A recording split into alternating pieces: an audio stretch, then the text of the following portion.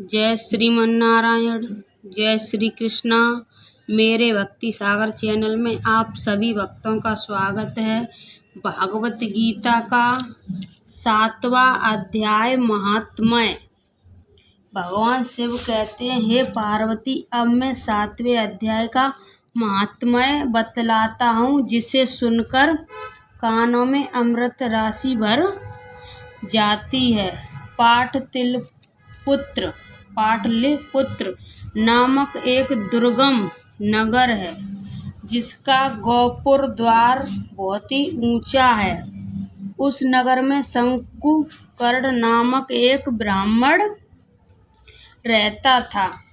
उसने वैश्य वृत्ति का आश्रम लेकर बहुत धन कमाया, किंतु न तो कभी पितरों का तर्पण किया और न देवताओं का पूजन ही। वह धनोपार्जन में तत्पर होकर राजाओं को ही भोज दिखा करता था। एक समय की बात है, उस ब्राह्मण ने अपना चौथा विवाह करने के लिए पुत्रों और वधुओं के साथ यात्रा की। मार्ग में आधी रात के समय जब वह सो रहा था, तब एक सर्प ने कहीं से आकर उसकी बाँह में काट लिया। उसके काटते ही ऐसी अवस्था हो गई कि मणि मंत्र और औषधि आदि से भी उसके शरीर की रक्षा असाध्य जान पड़ी। तत्पश्चात कुछ ही क्षणों में उसके प्राण पखेरु उड़ गए और वह प्रेत बना। फिर बहुत समय के बाद वह प्रेत सर्प योनि में उत्पन्न हुआ। उसका वित्त धन की वासना में बंधा था। उसने पूर्व वृत्तांत को स्मरण करके सोचा, मैंने घर के बाहर करोड़ों की संख्या में अपना धन गाड़ रखा है। उससे इन पुत्रों को वंचित करके स्वयं ही उसकी रक्षा करूंगा।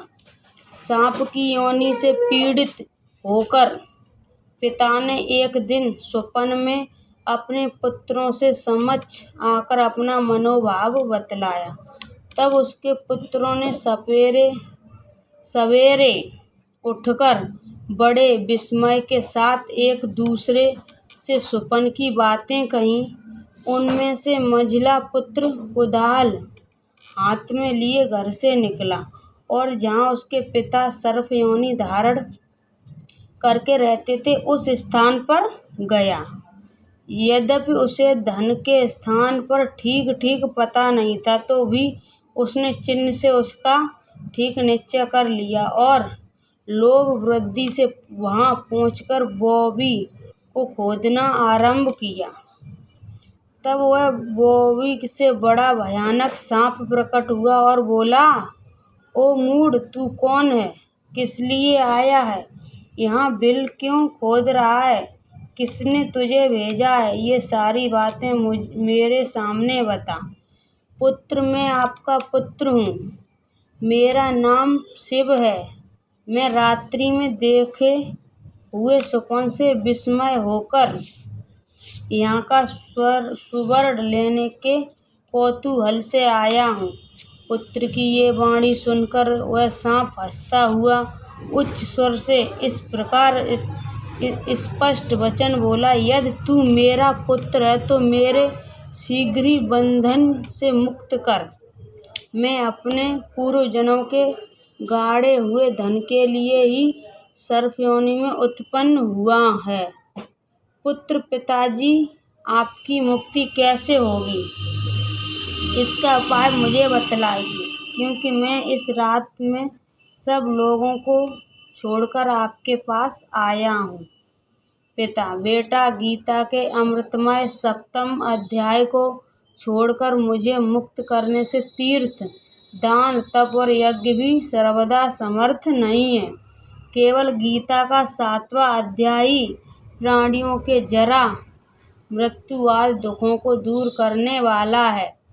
पुत्र, मेरे श्राद्ध के दिन गीता के 7वें अध्याय का पाठ करने वाले ब्राह्मण को श्रद्धा पूर्वक भोजन कराओ। इसमें निसंदेह मेरी मुक्ति हो जाएगी। वत्स्य, अपनी शक्ति के अनुसार पूर्ण श्रद्धा के साथ निर्वर्षी और वेद विद्या में प्रवीण अन्य ब्राह्मणों को भी भोजन कराना।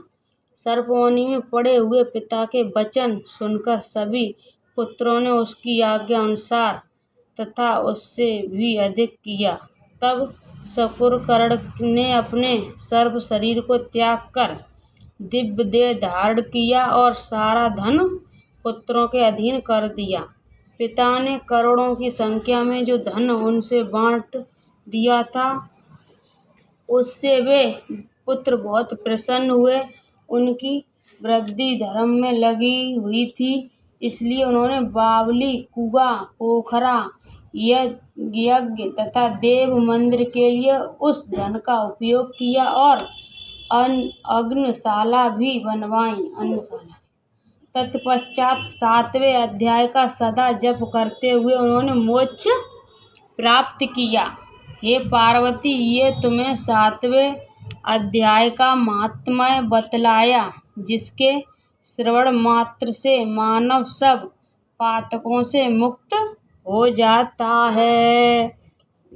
बोलिए कृष्ण कन्हैया की जय, रामचंद्र भगवान की जय। गीता के अध्याय महात्म्य सुनने से आप सब प्राणियों के सब दुख दूर हो जाते हैं। जय श्री कृष्ण।